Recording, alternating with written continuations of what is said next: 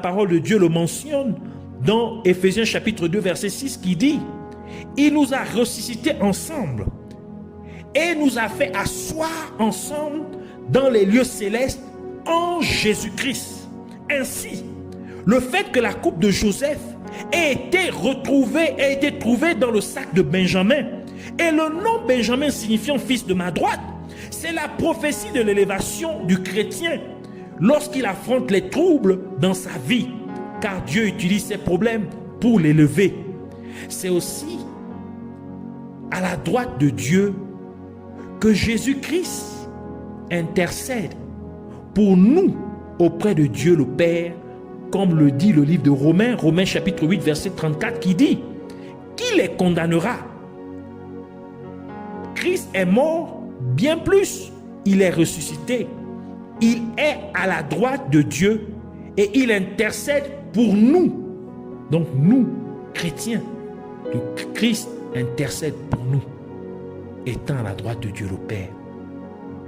Et de la même manière, étant élevé par Dieu comme premier ministre de toute l'Égypte, juste après Pharaon lui-même, Joseph intercéda également auprès du Pharaon pour ses frères, afin qu'ils puissent habiter à Goshen, la meilleure terre d'Égypte, comme le détaille le livre de Genèse, Genèse chapitre 46, verset 31 à 34, qui dit « Joseph dit à ses frères et à la famille de son père, « Je vais avertir Pharaon et je lui dirai, mes frères et la famille de mon père qui étaient au pays de Canaan sont arrivés auprès de moi.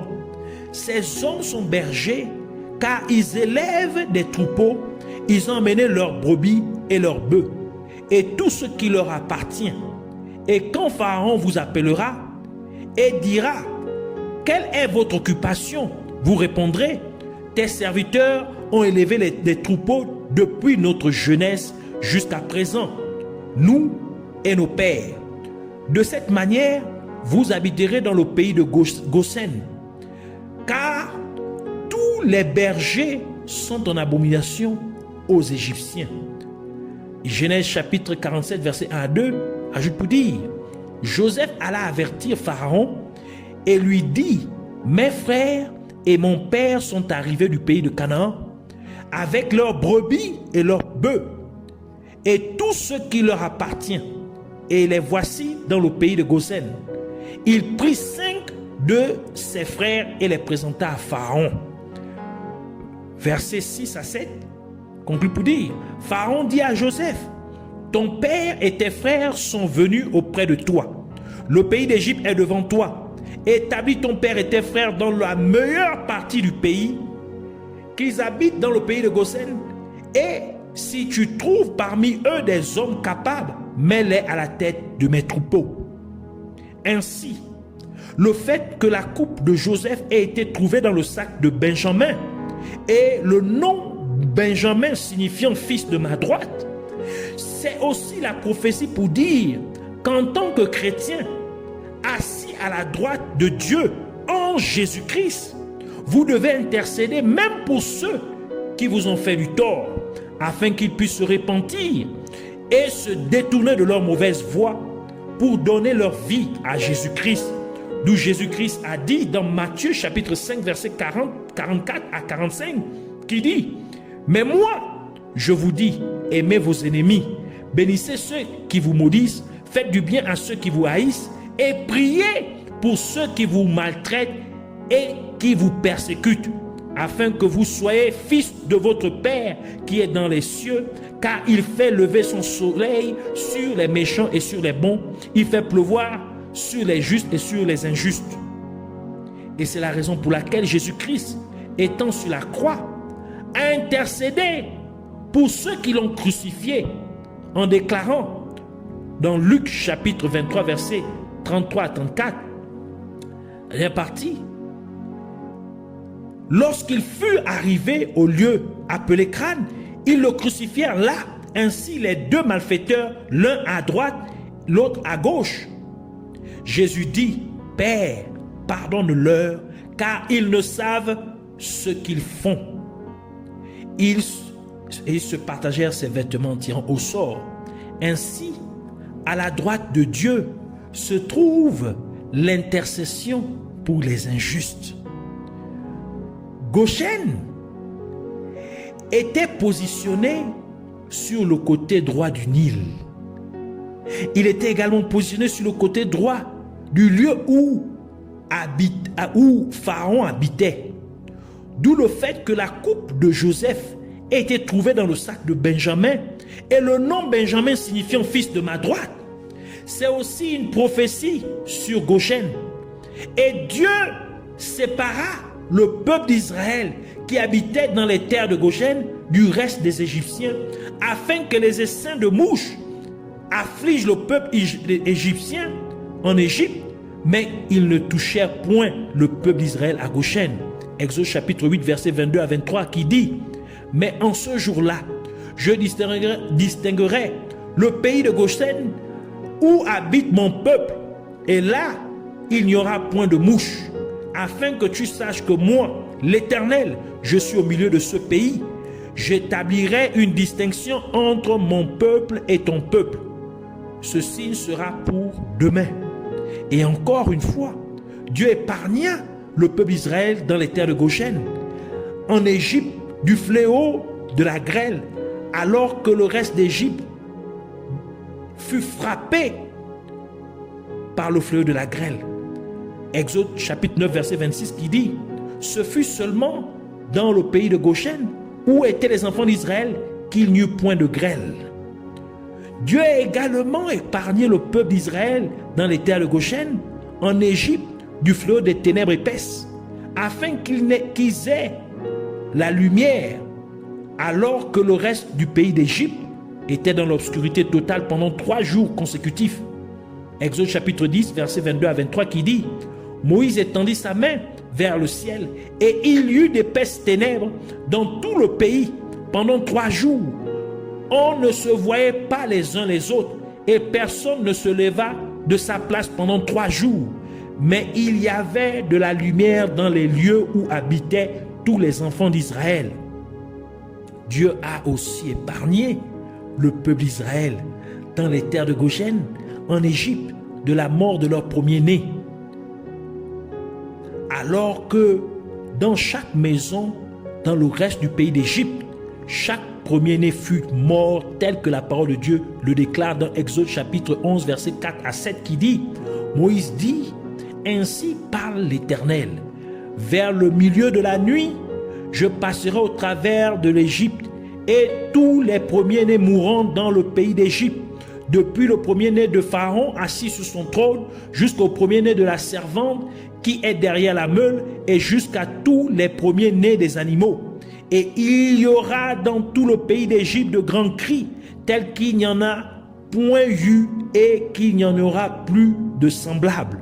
Mais parmi tous les enfants d'Israël, depuis les hommes jusqu'aux animaux, pas même un chien ne remuera sa langue, afin que vous sachiez quelle différence l'Éternel fait entre l'Égypte et Israël. Ainsi, le fait que la coupe de Joseph ait été retrouvée dans le sac de Benjamin et le nom Benjamin signifiant fils de ma droite, c'est aussi pour dire qu'en tant que chrétien assis à la droite de Dieu en Jésus-Christ, Dieu vous épargnera des malheurs à venir qui sont sur le point de s'abattre sur la terre. C'est aussi la prophétie sur la séparation du peuple de Dieu du reste. De même que Jésus-Christ a décrit ce qui arrivera à la fin des temps dans Matthieu 25, versets 31 à 34, qui dit: lorsque le Fils de l'homme viendra dans sa gloire avec tous les anges, il s'assiera sur le trône de sa gloire. Toutes les nations seront assemblées devant lui. Il séparera les uns d'avec les autres, comme le berger sépare les brebis d'avec les boucs. Et il mettra les brebis à sa droite et les boucs à sa gauche. Alors le roi dira à ceux qui seront à sa droite: venez, vous qui êtes bénis de mon Père, prenez possession du royaume qui vous a été préparé dès la fondation du monde. ce qu'il y a de plus, c'est le fait qu'à la droite de Dieu se trouve la puissance de Dieu. C'est pourquoi Jésus-Christ a dit ce qui suit en se référant à lui-même dans Luc 22, verset 69, qui dit « Désormais, le Fils de l'homme sera assis à la droite de la puissance de Dieu. » Donc Jésus sera assis à la droite de la puissance de Dieu. Donc, à la droite de Dieu se trouve la puissance de Dieu. C'est la raison pour laquelle la parole de Dieu vous instruit, en tant que chrétien, assis à la droite de Dieu en Jésus-Christ, d'être fort en Jésus-Christ et dans toute sa puissance. Éphésiens chapitre 6, verset 10 qui dit « Au reste, fortifiez-vous dans le Seigneur et par sa force toute puissante. » Encore une fois, à la droite de Dieu se trouve également la satisfaction éternelle, l'épanouissement intérieur, tel que le livre de Psaume nous le dit dans Psaume 16, verset 11 qui dit « Tu me feras connaître le sentier de la vie. Il y a d'abondantes joies devant ta face, des délices éternelles à ta droite. » La version Martin dit « Il y a des plaisirs à ta droite pour jamais. » C'est pourquoi la parole de Dieu vous dit, en tant que chrétien assis à la droite de Dieu, en Jésus-Christ, dans Philippiens chapitre 4, verset 4, disant « Réjouissez-vous toujours dans le Seigneur. » Je le répète, réjouissez-vous. Jean chapitre 15, verset 11, Jésus conclut pour dire « Je vous ai dit ces choses, afin que ma joie soit en vous et que votre joie soit parfaite. » En d'autres termes, que votre joie soit complète, qu'elle soit totale.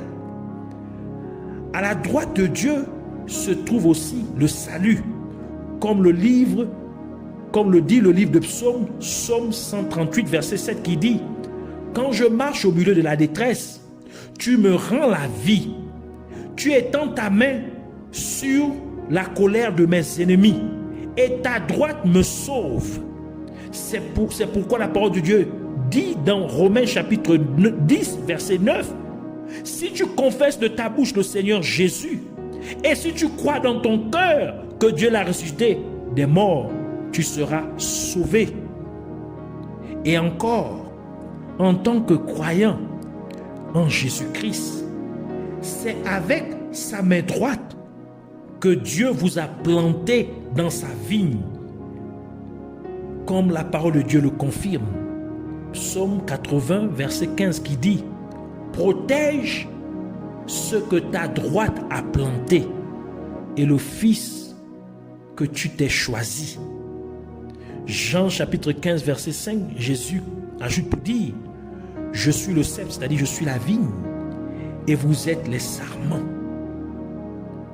Celui qui demeure en moi et en qui je demeure porte beaucoup de fruits, car sans moi, vous ne pouvez rien faire. » Et c'est la raison pour laquelle Jésus-Christ a ajouté dans Matthieu chapitre 15, verset 13, pour dire, il répondit, « Toute plante que n'a pas plantée mon Père céleste sera déracinée. » C'est-à-dire que si vous avez été planté par Dieu en Jésus-Christ, vous ne serez jamais ôté.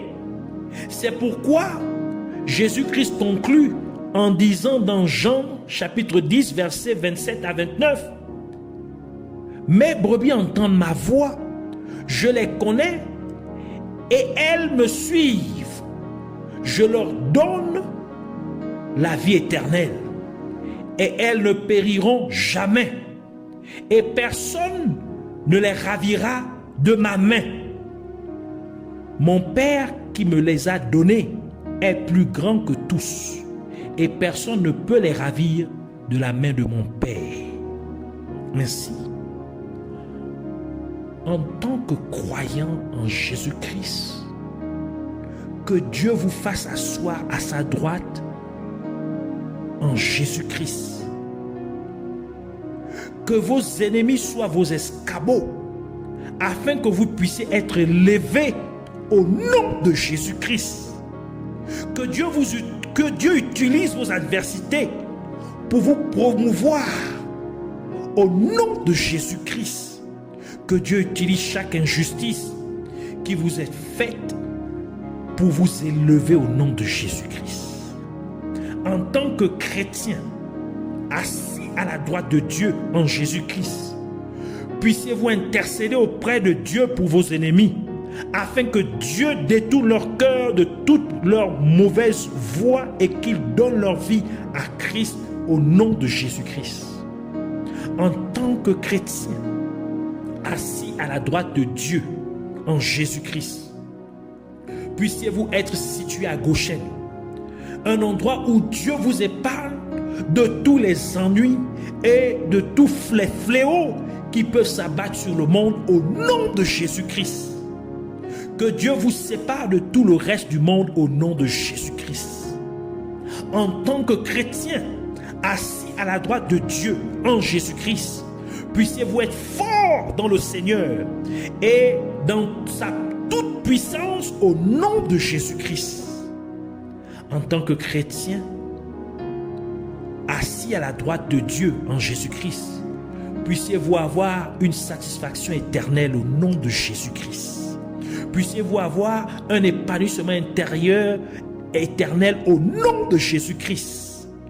Que votre joie soit complète au nom de Jésus-Christ. Puissiez-vous toujours vous réjouir dans le Seigneur au nom de Jésus-Christ. En tant que chrétien, assis à la droite de Dieu en Jésus-Christ, puissiez-vous être sauvés de tous vos ennemis au nom de Jésus-Christ. Puissiez-vous recevoir le salut éternel au nom de Jésus-Christ. En tant que croyant en Jésus-Christ, puissiez-vous être bien plantés par Dieu au nom de Jésus-Christ. En tant que croyant en Jésus-Christ, que vous ne soyez jamais déracinés de l'endroit où Dieu vous a planté au nom de Jésus-Christ. Que vous ne soyez jamais retirés du corps du Christ. Au nom de Jésus-Christ, que cela soit votre portion. Au nom de Jésus-Christ. Amen.